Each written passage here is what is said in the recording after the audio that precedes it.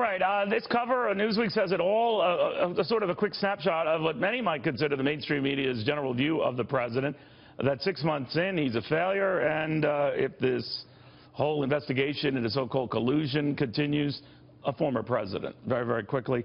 I expressed outrage there because there wasn't even an approach of balance, especially when a good deal of the article is spent quoting people like Lawrence O'Donnell of MSNBC and Tommy Vietor, an Obama campaign and White House staffer, the Daily Beast, Maureen Dowd, the New York Times. Nothing wrong with these people, but very little balance to those people and their slightly left of center view on things. But some of you have been tweeting some doozies. KJ on Twitter. Trump has accomplished more to improve America in 6 months than Obama did in 8 years. I think people might argue that. Anyway, Karen on Twitter. Have you taken a pessimistic pill? Stay positive. Golfing is exercise. Wow, your guests today need a reality check. Then Cole writes, Newsweek insults even the sheep. Legislative inaction has nothing to do with Donald Trump's work ethic. And Ralph on Twitter, you are a real breath of fresh air for journalism. Keep it up. I'm doing it for America. Okay. We've got former media mogul Lord Conrad Black, who, you know, obviously throughout his career tried to provide balance and perspective and something called historical perspective on that. Conrad, very good to see you. Good to be with you again, Neil. What did you make of all of this? I mean, I don't know how familiar you are with this Newsweek cover story, but it continues a general mainstream media lambasting of Donald Trump that in some cases might be deserved. He's had some doozies, but he's also had, I think as you've written in the past, some pretty noteworthy accomplishments, but totally lost in this article. In fact, not there. It's not fair, but it's not unusual. I must say, I had hopefully thought that Newsweek had gone down forever and we'd never see it again. I wasn't aware it had come back to life. But claiming the president is lazy is just outrageous. He's the hardest working president in our time. And incidentally, they do it how they do it. General Eisenhower played golf a lot. He was a good president. President Roosevelt was always commandeering cruisers and battleships to take him out fishing and playing poker with his friends, but he got his job done. And by the way, watching television, Eisenhower liked that, Ronald Reagan liked that. You can get things done. I'm not in to get to the weeds of the story and whether that's a good or bad thing, but at least mention some of the other things. And there is a reluctance to do that. Maybe that's what a new chief of staff can do. I knew you had some choice words for Anthony Scaramucci. I just want to quote from one of your recent columns that was just outrageously good. You said, the tide has turned finally. The ramshackle vendor's cart of the White House was steered into a pothole that could only be escaped with a ladder by Anthony the Mouth Scaramucci. The politically interested part of the country held its breath as Marine General John Kelly settled in as chief of staff, and everyone contemplated the most asinine, vulgar, and self-destructive utterance in the history of presidential spokesman. So I left out that particular utterance, but your point being that you're favorably impressed with the new guy in town.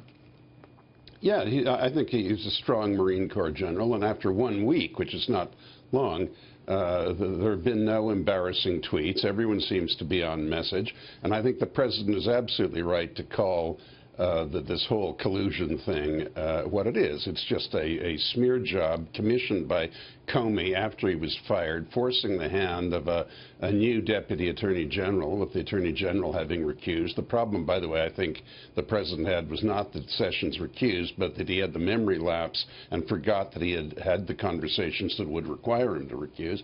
But they're over that now. That's fine. But I agree with what the president said in West Virginia last night. I was one of those who, in the Watergate days, which, by the way, started with leaks and setting up the plumbers to stop the leaks. And there's still no evidence that Mr. Nixon himself committed illegality, so lots of others did, but he was a patriotic man and retired because he didn't want to embarrass the country. But as the president said last night in West Virginia... Well, he was actively involved in the cover-up. We can debate that, but that's not contemporary news. But the President Trump said... Tapes, right? You did... yeah, look, you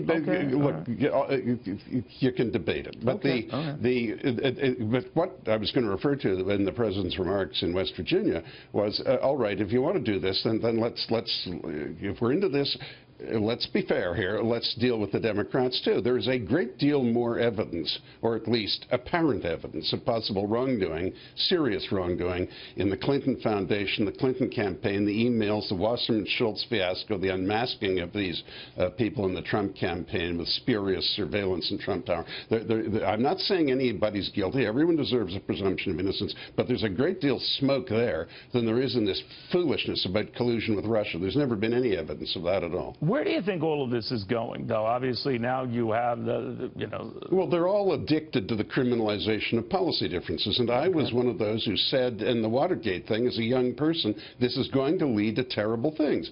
I mean, by all means, let's have vigorous, fierce democratic contestation over elections and public policy. But every time you have a disagreement, trying to send your opponent to prison is not the answer of how to run the country. And we're going to get to the climax here. And the two sides can play that game. And Donald Trump is not such a scrupulous, inhibited, moody, patriotic, and unfailingly patriotic man as Mr. Nixon was. I mean, if they're going to throw stones at him, he's going to throw them back, and he is the president. You know, you're a great historian, so I want to go back to this Newsweek article. It just burns my butt here, but they quote the historian Robert Dallek, who said Trump reminds Dallek... Who's just a Democratic Party mouthpiece. Okay, I understand, but I want you to hear this. Trump reminds Dallek of Warren G. Harding, whom he calls the least effective president before the current one. He didn't have the big picture or the small picture, Dallek says, of the man known as Wobbly Warren. He was not very bright. Newsweek goes on to pretty much say, and Trump is worse than he is. Yeah, well, that's outrageous. By the way, I think President Obama and George W. Bush, unfortunately, were both poorer presidents than Warren Gamaliel Harding. But by the way, the judge, Trump one to any of them is 6 nonsense. months in. That's my point. He might end up being nonsense. But he's 6 months I mean, Dallek in. isn't a historian. No one who was a historian would say such an asinine thing as that. Okay, I'll put you down as a maybe on Dallek. Let me step back and get your sense. Rolling Stone recently put your illustrious prime minister on the cover, more or less bemoaning the fact we wish he could be our president. What did you make of that? Well, look, I like Justin Trudeau personally. I've known him for a very long time, since he was a young man. I knew his father, who was also the prime minister, quite well. Trudeau, right. So I'm not going to take a shot at Justin. I think he's fine. But and he's a good-looking, stylish, suave young man, so he's not a bad guy to have on the cover of Rolling Stone. But his methods and his ideas wouldn't be suitable to the governance of the U.S. And I gather that the Trudeau-swooning, Trump-hating community has done an about-face and decided that our merit-based immigration in this country, as my friend Mark Stein put it on your network the other night, means that we're a Ku Klux Klan moose hunting ground now. Well, you know, none of it is true. But there's nothing wrong with Justin being on the cover of Rolling Stone. He's a good man. But he you know, it's horses for courses. He's Prime Minister of Canada. He's not a president of the U.S. any more than Donald could get elected here. All right. Always good seeing you. Lord Always Conrad a pleasure, Black. Neil. Thank you, my friend.